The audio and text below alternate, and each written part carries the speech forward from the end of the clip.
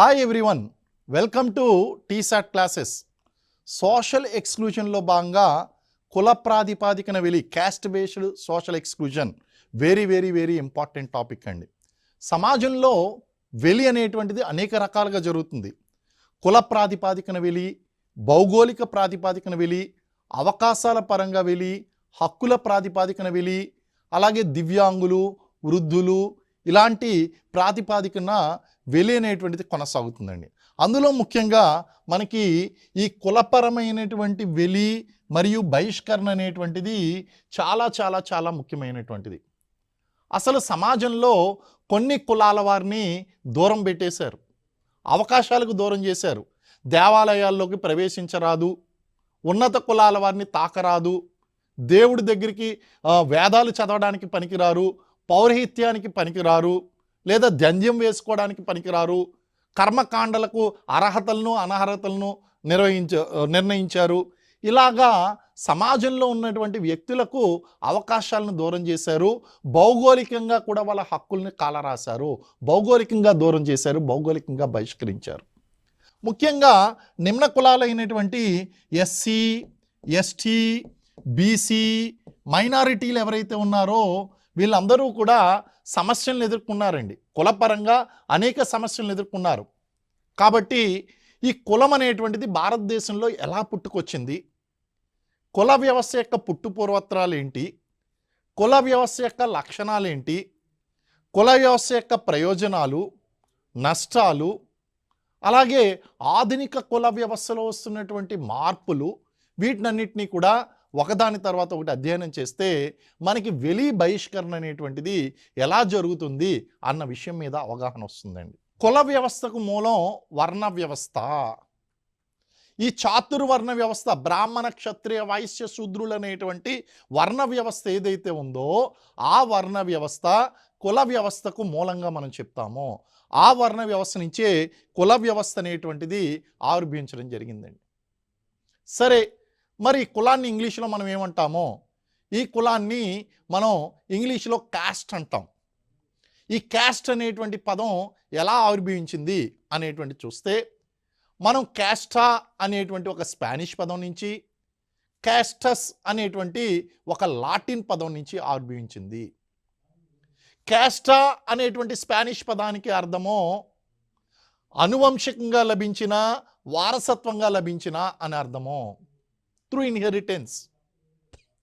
అలాగే క్యాస్టస్ అనేటువంటి లాటిన్ పదానికి అర్థమో స్వచ్ఛమైన, అచ్చమైన, కల్తీ లేనటువంటి, రేస్, బ్రీడ్, ఇలాంటివి మీనింగ్స్ వస్తూ ఉంటాయండి. సరే, ఈ క్యాస్ట్ అనేటువంటి పదాన్ని మొట్టమొదటిసారిగా ఉపయోగించినటువంటి వాళ్ళు ఎవరు అంటే పోర్చుగీస్ వారు.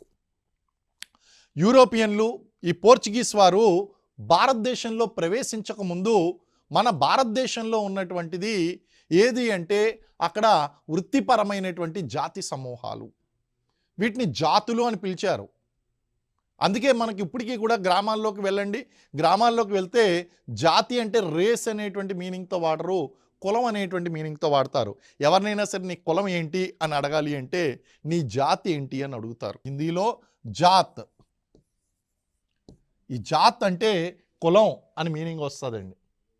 సో జాతులు ఉండేవి. ఈ జాతులు అనేటువంటివి ఇవి వృత్తి సమూహాలు అని చెప్తాం. ఈ వృత్తి సమూహాలను చూసి పోర్చుగీస్ వారు ఏమన్నారు అంటే క్యాస్టా అని పిలిచారు, అదే క్యాస్ట్గా మారింది. సో క్యాస్ట్ అనేటువంటి పదాన్ని మొట్టమొదటిసారిగా వాడినటువంటి వారు ఎవరు అంటే పోర్చుగీస్ వారు. మరి కులాన్ని నిర్వచించాలి, కులాన్ని నిర్వచించడానికి చాలామంది శాస్త్రవేత్తలు కృషి చేశారు. అందులో మనకి సర్ ఎడ్వర్డ్ బ్లంట్ ఇచ్చినటువంటి నిర్వచనం ఏదైతే ఉందో అది సమగ్రంగా కనిపిస్తుందండి. ఏంటి ఆ నిర్వచనం ప్రకారం ఈయన ఏమంటాడు అంటే కులం అంటే ఒకే పేరు కలిగినటువంటి అంతర్వివాహాల సముదాయమో లేదా అంతర్వివాహాల సముదాయాల సమాహారమో అంటాడు. ఇక్కడ ఈ టెక్నికల్ వర్డ్స్ మీరు చూసుకోవాలి. అంతర్వివాహ సమూహము అన్నదానికి మీనింగ్ చూసుకోవాలండి. ఈ పాయింట్కి మనం మీనింగ్ చూడాలి. అలాగే ఇది అనువంశికమైనటువంటి కుల సభ్యత్వం అనేటువంటిది జన్మతహా మాత్రమే లభిస్తుంది. అలాగే కులానికి ఒక పేరు ఉంటుంది, సాంప్రదాయిక కులవృత్తి అనేటువంటిది ఉంటుంది. ఒకే పూర్వీకి జన్మించామని భావిస్తూ ఉన్నటువంటి ఆ యొక్క ఒక సజాతీయ సమూహం ఏదైతే ఉందో ఆ సజాతీయ సమూహమే కులము అని పేర్కొంటాడు. అయితే ఇక్కడ అంతర్వివాహ సమూహము అన్నాం. అంతర్వివాహ సమూహము అంటే ఏంటి అంటే ఈ కులంలో ఉన్నటువంటి వారు తమ కులం వారిని వివాహం చేసుకుంటానికి అంగీకరిస్తుంది తప్ప ఈ కుల వ్యవస్థ వేరే కులం వారిని వివాహం చేసుకోవడానికి అంగీకరించదు. అందుకే ఆయన అన్నాడు ఒకే పేరు కలిగి ఉన్నది. ఇప్పుడు రెడ్డి అనేటువంటి పేరు ఉంది. ఆ రెడ్డి అనేటువంటి పేరు ఉంది అంటే అది రెడ్డి కులస్తుల మధ్య మాత్రమే వివాహాలను అంగీకరిస్తుంది. కాపు అనేటువంటి కులం ఉంది, అది కాపు కులస్తుల మధ్య మాత్రమే వివాహాలను అంగీకరిస్తుంది కుల వ్యవస్థ. అందుకే సర్ ఎడ్వర్డ్ బ్లంట్ యొక్క నిర్వచనం ప్రకారము ఒకే పేరు కలిగినటువంటి అంతర్వివాహాల సముదాయము లేదా అంతర్వివాహ సముదాయాల సమాహారాన్నే కులం అన్నాడు. అలాగే ఈ కులం అనేటువంటి దానికి సభ్యత్వం లభించాలి అంటే బై బర్త్ జన్మతః మాత్రమే లభిస్తుంది. బై బర్త్ జన్మతః మాత్రమే లభిస్తుంది. అలాగే కులానికి ఒకే పేరు ఉంటుంది, సాంప్రదాయక అనువంశికంగా ఉండేటువంటి సాంప్రదాయక కులవృత్తి ఉంటుంది. ఆ కులవృత్తి తండ్రి నుంచి కొడుక్కి, కొడుకు నుంచి కొడుక్కి రావడం అనేటువంటి జరుగుతుందండి. ఇలా భావించడంతో పాటు ఇది వీళ్ళంతా కూడా ఒకే పూర్వీకుడికి జన్మించామని భావిస్తారు. ఇలాంటి సాధర్మ్య సమూహమే కులము అని చెప్తాడు సర్ ఎడ్వర్డ్ బ్లంట్ అండి. హెర్బర్ట్ రిస్లే నిర్వచనం చాలా సింపుల్గా ఉంటుంది. ఈయన ఏమంటాడంటే కొన్ని సమూహాలు లేదా కుటుంబాలు కలిపి ఒకే పేరుని ఒకే వంశానుక్రమాన్ని కలిగి ఉంటారు. అలాంటి సాధర్మ్య సమూహాల కుటుంబాల సమాహారమే కులం. సాధర్మ్య సమూహాలు అంటే ఒకే లక్షణాలను ప్రదర్శిస్తున్నటువంటి సమూహము. సింపుల్ అండి. కొన్ని సమూహాలు కలిపి ఒకే పేరును కలిగి ఉంటాయి, ఒకే వంశానుక్రమాన్ని కలిగి ఉంటాయి. అలాంటి ఒకే లక్షణాలను ప్రదర్శిస్తున్నటువంటి సమూహమే కులము అంటాడు హెర్బర్ట్ రిస్లే. లుండ్బర్గ్ నిర్వచనం ప్రకారము మనకి కులం అనేటువంటిది ఒక బంధిత సామాజిక వర్గము. ఇది ఒక బంధిత సామాజిక సమూహం. బంధిత సమూహం అండి. బంధిత సమూహం అంటే క్లోజ్డ్, అంటే ఇతర వ్యక్తులను లోపలికి రానివ్వదు. ఇందులో నియమాలు అనేటువంటివి చాలా కఠినంగా ఉంటాయి. ఆ నియమాలే కఠినంగా ఉంటాయి. అందులో ఉన్నటువంటి వాళ్ళు ఇది ఒక బంధిత సమూహంగా ఉంటుంది. ఇందులో సభ్యత్వం జన్మతః మాత్రమే లభిస్తుంది. గతిశీలత అంతస్తుల పరంగా అసమానతల విషయంలో బంధితంగా ఉంటుంది. అంటే గతిశీలత అంటే ఈ కుల వ్యవస్థ ఏదైతే ఉందో ఈ కింది కులం వారు పైకి వెళ్ళడానికి లేదు, పై కులం వారు కింది స్థాయికి రారు.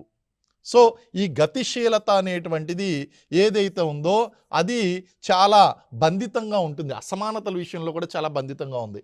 ఇక్కడ ఈ స్థాయిలో ఉన్నారంటే వాళ్ళు ఆ స్థాయిలోనే ఉండడానికి ఇష్టపడతారు, ఈ స్థాయికి రావడానికి ఇష్టపడరు. ఒకవేళ ఈ స్థాయిలో ఉన్నటువంటి వాళ్ళు పై స్థాయికి వెళ్ళాలన్నా వాళ్ళని పైన ఉన్నటువంటి వాళ్ళు కిందకి రానివ్వరు. సో కుల వ్యవస్థ అనేటువంటిది ఒక బంధిత సమూహంగానే ఉంటుంది. అసమానతల విషయంలో కూడా ఒక బంధిత సమూహంగా వారి పనిచేస్తుందండి. ఇలాంటి స్థరీకరణ వ్యవస్థే మనకి కుల వ్యవస్థ అని చెప్పాం. స్థరీకరణ అంటే ఈ వర్డ్ చాలా ఇంపార్టెంట్ అండి. మొన్న ఎగ్జామ్లో కూడా ఇవ్వడం జరిగింది. స్థరీకరణ అంటే స్ట్రాటిఫికేషన్ అంటాం.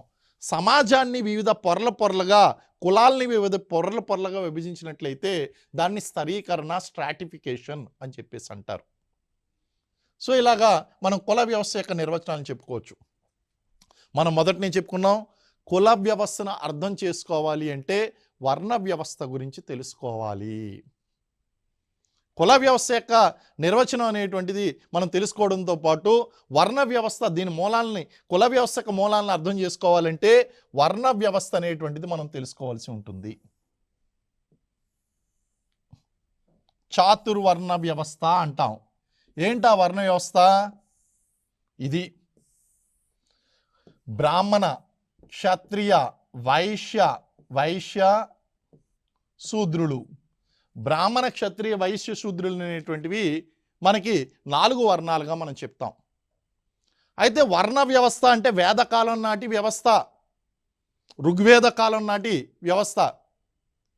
మరి దీని యొక్క ప్రసక్తి మనకు ఉందా? ఎక్కడన్నా సరే ఇప్పుడు కుల వ్యవస్థ అంటే మనకు కనిపిస్తుంది. వర్ణ వ్యవస్థ ఎవరైనా చూసారా, ఇది నిజమేనా అనేటువంటి చూస్తే మనకి వర్ణ వ్యవస్థ యొక్క ప్రసక్తి మనకి ఋగ్వేదంలో కనిపిస్తుంది.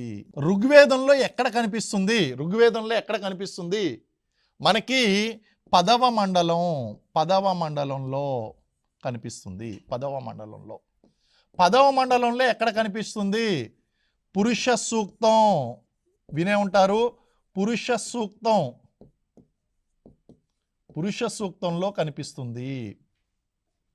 అంటే ఈ పురుష సూక్తంలో, ఋగ్వేదంలో పదవ మండలంలో పురుష సూక్తంలో ఈ యొక్క చాతుర్వర్ణ వ్యవస్థ గురించి ఏం చెప్పబడింది అంటే, బ్రహ్మ పురుషుని యొక్క శరీర భాగాల నుంచి ఈ యొక్క వర్ణాలు అనేటువంటి పుట్టుకొచ్చాయి అని చెప్పడం జరిగింది. ముఖమాసీత్ బ్రాహ్మణస్య, ముఖమాసీత్ బ్రాహ్మణస్య అంటే బ్రాహ్మణులు అనేటువంటి వారు ముఖము నుంచి, రాజన్ బాహువాన్ అంటే క్షత్రియులు ఈ యొక్క భుజముల నుంచి, బాహువులు అంటే భుజాల నుంచి, ఉరువులు, ఉరువులు థైస్ తొడల నుంచి వైశ్యులు, పాదాల నుంచి శూద్రులు పుట్టుకు వచ్చారు అని మనకి ఇక్కడ పురుష సూక్తం తెలియచేస్తుంది. అంటే కేవలం ఋగ్వేదంలోనే చెప్పారా, లేకపోతే మరొక చోట కూడా ఉంది అంటే హిందువుల యొక్క పవిత్ర గ్రంథము the holy book of Hindus Bhagavad Gita, భగవద్గీతలో శ్రీకృష్ణుడు అర్జునుడికి గీతోపదేశం చేస్తూ ఆ సందర్భంలో చాతుర్వర్ణం మయా సృష్టం గుణకర్మ విభాగ సహా అని చెప్తాడు. చాతుర్వర్ణం మయా సృష్టం గుణకర్మ విభాగ సహా. చూడు అర్జున, ఈ యొక్క 4 వర్ణాలు ఏదైతే ఉన్నాయో బ్రాహ్మణ, క్షత్రియ, వైశ్య, శూద్రులు అనేటువంటి వర్ణాలు, చాతుర్వర్ణం 4 వర్ణాలు మయా సృష్టం భగవంతుడైనటువంటి నేనే సృష్టించాను. భగవంతుడైనటువంటి నేను అంటే శ్రీకృష్ణుణ్ణి అయినటువంటి నేనే ఈ 4 వర్ణాలని సృష్టించాను. గుణకర్మ విభాగ సహా వారి వారి యొక్క గుణాన్ని బట్టి, వారి వారి యొక్క కర్మలను బట్టి నేను విభజించడం జరిగింది అని అక్కడ శ్రీకృష్ణుడు భగవద్గీతలో గీతోపదేశం చేస్తున్నప్పుడు చెప్తాడు. అంటే వర్ణ వ్యవస్థ అనేటువంటిది అబద్ధం కాదు, వర్ణ వ్యవస్థ అనేటువంటిది నిజం. మరి ఈ వర్ణ వ్యవస్థ ఏదైతే ఉందో, ఈ వర్ణ వ్యవస్థ అనేటువంటిది మనం పూర్తిగా అధ్యయనం చేసినట్లయితే, ఈ వర్ణ వ్యవస్థను మనం అధ్యయనం చేసినట్లయితే కుల వ్యవస్థ అనేటువంటిది మనం తెలుసుకోవచ్చు. ఎలా వచ్చిందన్నది చూద్దామండి. ఇప్పుడు ఒక పట్టిక ఇస్తాను, ఈ పట్టిక రూపంలో మీరు మొత్తం స్టడీ చేయొచ్చు. వర్ణ వ్యవస్థను మొత్తం ఈ పట్టిక రూపంలో ఇచ్చేస్తాను మీకు. యా చూడండి, మొత్తం ఇక్కడే రాస్తున్నాను. You can just simply decode it. ఇక్కడ మనకి ఎగ్జామ్స్లో కూడా మ్యాచ్ ది ఫాలోయింగ్స్లో వచ్చేటువంటి అవకాశం ఉంది. ఇక్కడ వర్ణం పేరు, వర్ణం, ఇక్కడ శరీర భాగాలు, ఏ ఏ శరీర భాగాల నుంచి ఏ వర్ణాలు వచ్చాయి. వర్ణాలు ఎన్నని చెప్పుకున్నాం? 4. ఇదిగోండి 4 వర్ణాలు ఇక్కడ రాసుకుందాం. This is very important. ఈ పట్టిక ఉంటే మీకు వర్ణ వ్యవస్థ అంతా కూడా వచ్చేస్తుంది. తర్వాత వాళ్ళ యొక్క విధులు, ఈ వర్ణ వ్యవస్థలో ఒక్కొక్క వర్ణానికి ఒక్కొక్క విధిని కేటాయించడం జరిగింది, వర్ణ వ్యవస్థలో ఉండేటువంటి విధులు. అలాగే వీళ్ళకి జన్మలు, ఎన్ని జన్మలు ఉన్నాయి, జన్మలు. అలాగే వర్ణము అంటే రంగు, వర్ణము అంటే రంగు. దీంతోపాటు వాళ్ళకి ఏ మంత్రాలు అనేటువంటివి వాళ్ళకి ఇచ్చారు, మంత్రాలు, మంత్రం, ఇవి చదువుకుంటే మీకు క్లారిటీ వస్తుందండి. బ్రాహ్మణులు, బ్రాహ్మణ, క్షత్రియ, వైశ్య, శూద్ర, శూద్రులు. ఓకే అండి. శరీర భాగాలు ఇందా చెప్పుకున్నాం. బ్రాహ్మణులు ఎక్కడి నుంచి ఆవిర్భవించారంటే ముఖము నుంచి, ముఖము. అయితే ఎగ్జామ్లో నోరు, మౌత్ అని ఇచ్చినా సరే, హెడ్, మౌత్ అని ఇచ్చినా కరెక్టే, ముఖము నుంచి ఆవిర్భవించారు. క్షత్రియులు బాహువులు, భుజములు, బాహువుల నుంచి వచ్చారు. వైశ్యులు తొడల నుంచి వచ్చారు, ఉరువులు, తొడలు. శూద్రులు పాదాల నుంచి వచ్చారండి, పాదాలు. నెక్స్ట్ విధులు గనక మనం చూసినట్లయితే, విధుల్లో బ్రాహ్మణులకి జ్ఞానానికి సంబంధించినటువంటి పనిని అప్పగించారు. సో వేదాలు, వేదాధ్యయనము, వేద బోధన, వేదాలు. క్షత్రియులు అంటే రాజ్యాన్ని రక్షించడం, రాజ్యాన్ని పరిపాలించడం, రాజ్యాన్ని విస్తరించడం, రాజ్య రక్షణ, రాజ్య విస్తరణ, రాజ్య పరిపాలన, ఈ మూడు కూడా ఎవరి పనులు అంటే క్షత్రియుల యొక్క పనులు. రాజ్యం. వైశ్యులు వైశ్యులు వాణిజ్యం చేస్తారు అని అందరూ అనుకుంటారు, అది కరెక్టే. కానీ మనం తెలుసుకోవాల్సినటువంటి అంశం ఏంటి అంటే వైశ్యులు వ్యవసాయం చేస్తారు. ఎగ్జామ్లో ఈ ప్రశ్న వస్తే శూద్రులు అని పెడతారు. వ్యవసాయం చేసేటువంటి వర్ణం ఏది అంటే శూద్రులు అంటారు. తప్పు, శూద్రులు కాదు, వైశ్యులు. వైశ్యులు వ్యవసాయం చేస్తారు. వ్యవసాయం, వాణిజ్యం, ఈ రెండు కూడా వాళ్ళ యొక్క పనులండి. అలాగే శూద్రులు పై వర్ణాల వారికి సేవలు చేస్తారు. వ్యవసాయ క్షేత్రాల్లో పనిచేసేది శూద్రులు, వ్యవసాయానికి అధిపతి వైశ్యుడు. Remember this. సో శూద్రులు సేవలు చేస్తారు పై వర్ణాల వారికి. ఓకే, సో మ్యాచ్ ది ఫాలోయింగ్లో చూడండి. మ్యాచ్ ది ఫాలోయింగ్లో చూసుకోవచ్చు. ముఖం నుంచి బ్రాహ్మణులు, బాహుల నుంచి క్షత్రియులు, తొడల నుంచి వైశ్యులు, పాదాల నుంచి శూద్రులు. బ్రాహ్మణులు వేదాలు చదువుతారు, క్షత్రియులు రాజ్యాన్ని పరిపాలిస్తారు, వైశ్యులు వాణిజ్యము వ్యవసాయము చేస్తారు, శూద్రులు పై వర్ణాల వారికి సేవలు చేస్తారు. మరి జన్మలు, ఇందులో కొంతమందిని ద్విజులు అని పిలుస్తారు. ద్విజులు అంటే 2 జన్మలు కలిగినటువంటి వారు. మరి 2 జన్మలు అంటే ఏంటి? ఒకటి పుట్టినప్పుడు ఉండేటువంటి మొదటి జన్మ, భౌతిక జన్మ. రెండోది రిచువల్గా అంటే వాళ్ళు రిచువల్గా మనకి ఉపనయనం అనేటువంటి కార్యక్రమం ఉంది. ఆ ఉపనయనం అనేటువంటి చూస్తే కర్మల పరంగా సాంస్కృతికంగా 2వ జన్మగా భావించబడుతుంది. సో ఎవరికైతే ఉపనయన సంస్కారం ఉందో వాళ్ళు ద్విజులు, ఉపనయన సంస్కారం లేనటువంటి వాళ్ళు ఏకజులు. సో బ్రాహ్మణులు ద్విజులు, 2 జన్మలు ఉన్నాయి, ఉపనయన సంస్కారం ఉంది. క్షత్రియులు వాళ్ళకు కూడా ఉపనయన సంస్కారం ఉంది, వాళ్ళు కూడా ద్విజులే. వైశ్యులకు కూడా ఉపనయన సంస్కారం ఉంది, వాళ్ళు ద్విజులే. ఉపనయన సంస్కారాన్ని ఇవ్వకుండా బహిష్కరించారు, వెలివేశారు, శూద్రుల్ని వెలివేశారు. ఏకజులు, ఏకజన్మలు మాత్రమే కలిగి ఉన్నారు వాళ్ళు, ఏకజులు. మరి వర్ణం అంటే ఏంటి? సంస్కృతిలో వర్ణం అంటే రంగు. బ్రాహ్మణులు, క్షత్రియులు, వైశ్యులు ఏ ఏ రంగుల్లో ఉంటారు? బ్రాహ్మణులు తెలుపు, వైట్ ఇన్ కలర్. క్షత్రియులు ఎరుపు, క్షత్రియులు ఎరుపు రంగులో ఉంటారు. వైశ్యులు అనగానే నలుపు అని పెడతారు. అభ్యర్థులు గుర్తుపెట్టుకోండి, ఇది నలుపు కాదు, పసుపు. వర్ణ వ్యవస్థలో ఉన్నటువంటి వైశ్యుల యొక్క రంగు పసుపు. శూద్రులు నలుపు రంగులో ఉంటారు. మరి ఉపనయనం జరిగింది అంటే వాళ్ళకి మంత్రం బోధించబడుతుంది. మరి ఏంటా మంత్రం అనేటువంటి చూస్తే బ్రాహ్మణులు గాయత్రి మంత్రాన్ని పఠించాలి. మరి రాజులు, క్షత్రియులు ఏ మంత్రాన్ని పఠించాలి? క్షత్రియులు త్రిష్టుబ్ దేవతను ఆరాధించాలి. త్రిష్టుబ్ రక్త దేవత, రుధిర దేవత, రక్తపు మాంసం ముద్దలతో ఎర్రగా ఉంటుంది ఆవిడ. సో త్రిష్టుబ్ మంత్రాన్ని పఠించాలి, త్రిష్టుబ్ దేవత. మరి వైశ్యులు ఏ మంత్రాన్ని పఠించాలి? జగతి మంత్రాన్ని పఠించాలి.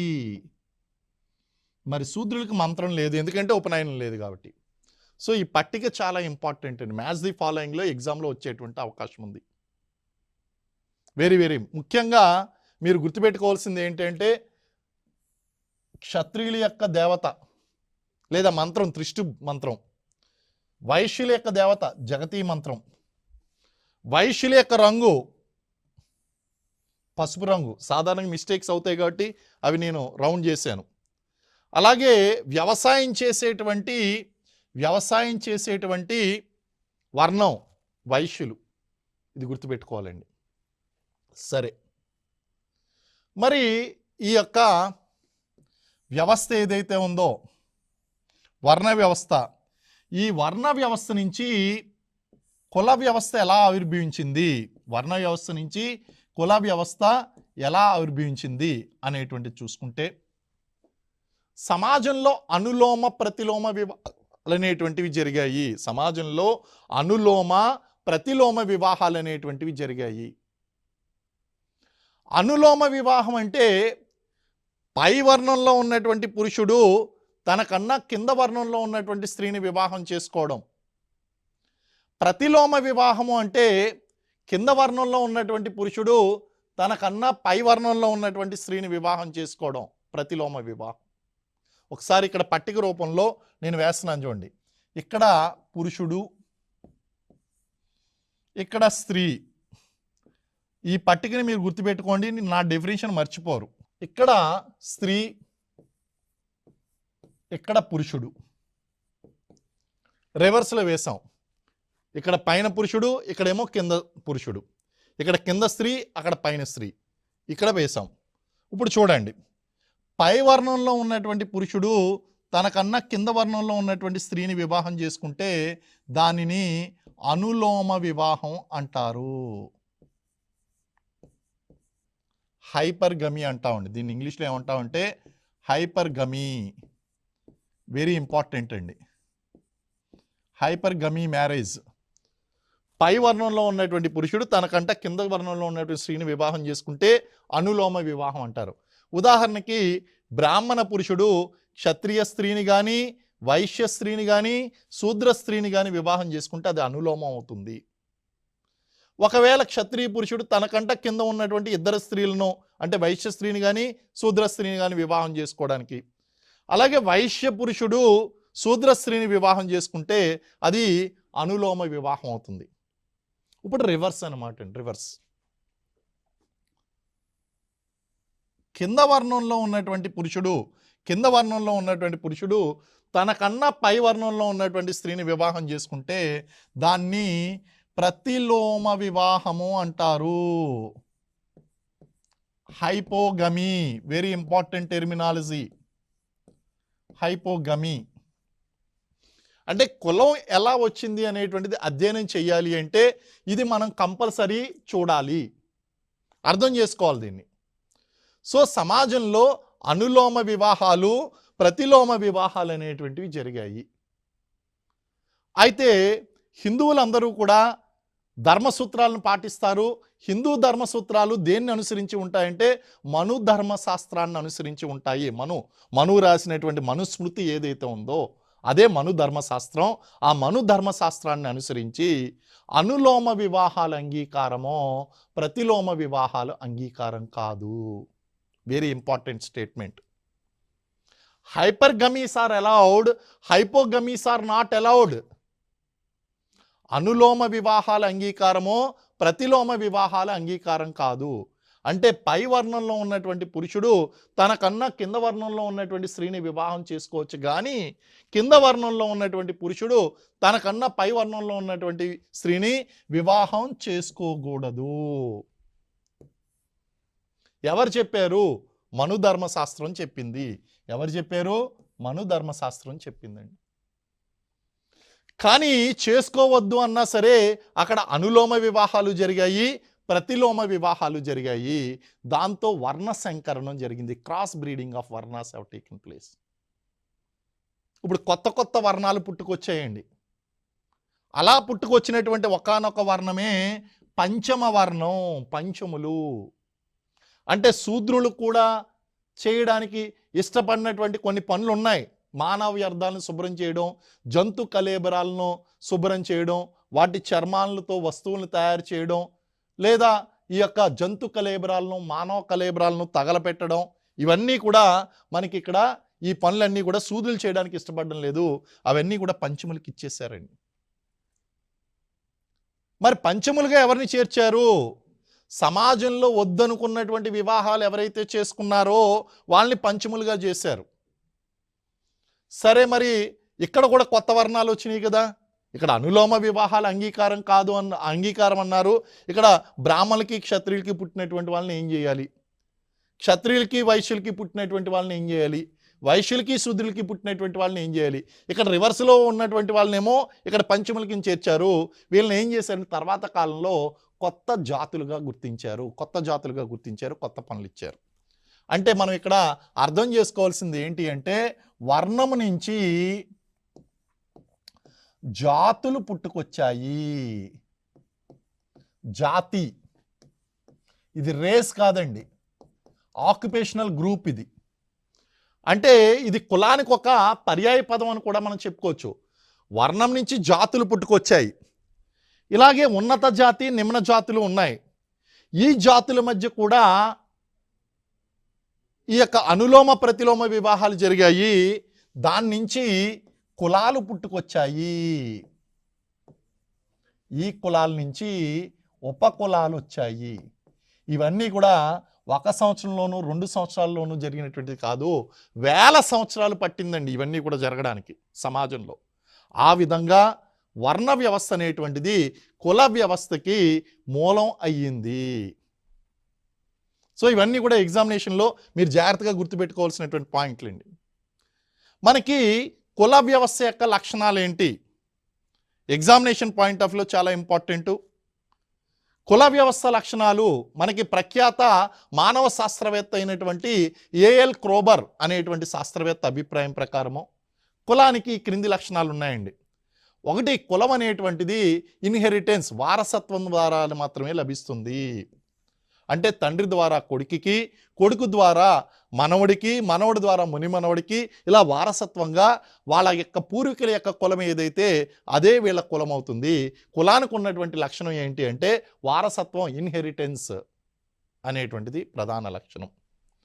అలాగే ఈ కులం అనేటువంటిది ఒక అంతర్వివాహ సమూహము. Caste is an endogamous unit. Very very very very important statement. కులం అనేటువంటిది అంతర్వివాహ సమూహం. అంటే కులం అనేటువంటిది ఏ విధంగా ఉంటుందంటే తమ కులస్తులను మాత్రమే వివాహం చేసుకోవడానికి అంగీకరిస్తుంది, వేరే కులాల వారిని వివాహం చేసుకోవడానికి అంగీకరించదు కుల వ్యవస్థ. అలాగే కులంలో ఉన్నటువంటి వారందరికీ కూడా ఒకే వృత్తి ఉంటుంది. ఇప్పుడు బ్రాహ్మణ కులం ఉందంటే అందులో ఉన్నటువంటి వాళ్ళందరూ ఒకే వృత్తిని చేయాలి. అలాగే నాయి బ్రాహ్మణులు ఉన్నారు, మంగళి కులం వారు, వాళ్ళందరూ కూడా క్షురకర్మనే చేయాలి. చాకలి వృత్తి వాళ్ళు ఉన్నారు, వాళ్ళందరూ చాకలి వృత్తినే చేయాలి. ఇలాంటి మనకి ఒకే వృత్తిని చేయాలి అనేటువంటి లక్షణం మనకి ఇక్కడ కనిపిస్తుందండి. అన్నిటికంటే ముఖ్యంగా ఆహార పానీయాల్లో నిబంధనలు అనేటువంటివి కనిపిస్తాయి. తినేటువంటి ఆహారంలో చూడండి, బ్రాహ్మణులేమో ఒక రకమైనటువంటి ఆహారాన్ని స్వీకరిస్తారు, నిమ్న జాతి వారేమో మరొక రకమైనటువంటి ఆహారాన్ని, వెజ్ క్యాస్ట్లు, నాన్ వెజ్ క్యాస్ట్లు. అంటే కుల వ్యవస్థలో ఉన్నటువంటి లక్షణం ఏంటి అంటే వీళ్ళు దీన్ని తీసుకోవచ్చు, దీన్ని తీసుకోకూడదు. వెజిటేరియన్స్ నాన్ వెజిటేరియన్ తింటే ప్రాబ్లం, నాన్ వెజిటేరియన్ తినకపోతే ప్రాబ్లం.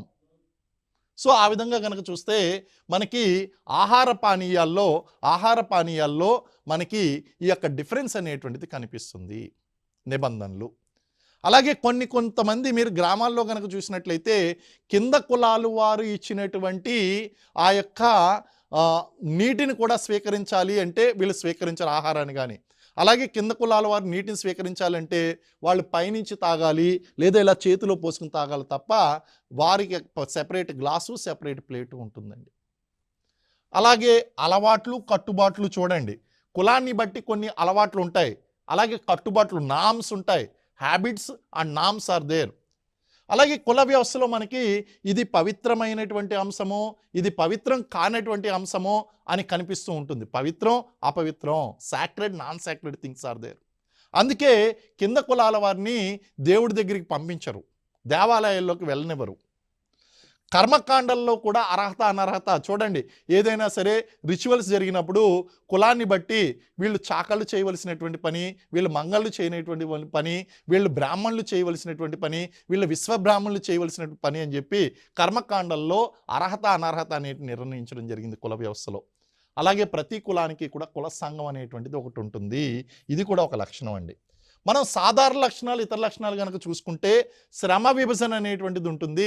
సమాజంలో ఉన్నటువంటి ప్రతి కులానికి కూడా ఒక్కొక్క రకమైనటువంటి పనిని అప్పగించడం జరిగింది, డివిజన్ ఆఫ్ లేబర్ అంటాం. అలాగే కుల వ్యవస్థలో క్రమానుగత శ్రేణి అనేటువంటిది కనిపిస్తుంది. అంటే కులం అనేటువంటిది ఈ విధంగా మనకి క్రమానుగతంగా ఉంటుంది. అంటే ఏ రెండు కులాలు సమానం కాదు, ఇది ఒక నిచ్చెన పోలినటువంటి వ్యవస్థ. హైరార్కియల్ సొసైటీ అండి. ఇది అప్పర్ క్యాస్ట్లు, ఇవి లోయర్ క్యాస్ట్లు.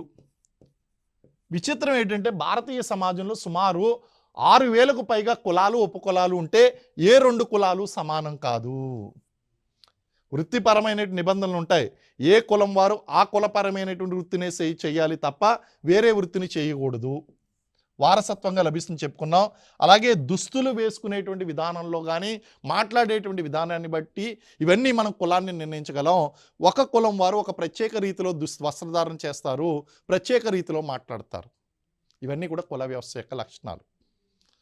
సో ఇది ఈ రోజు ఎపిసోడ్లో కుల వ్యవస్థ యొక్క నిర్వచనం ఏంటి, కుల వ్యవస్థ వర్ణ వ్యవస్థ నుంచి ఎలా ఆవిర్భవించింది, కుల వ్యవస్థ యొక్క ప్రాథమిక లక్షణాలు ఏంటి, ఈ అంశాల గురించి మనం చర్చించుకున్నామండి.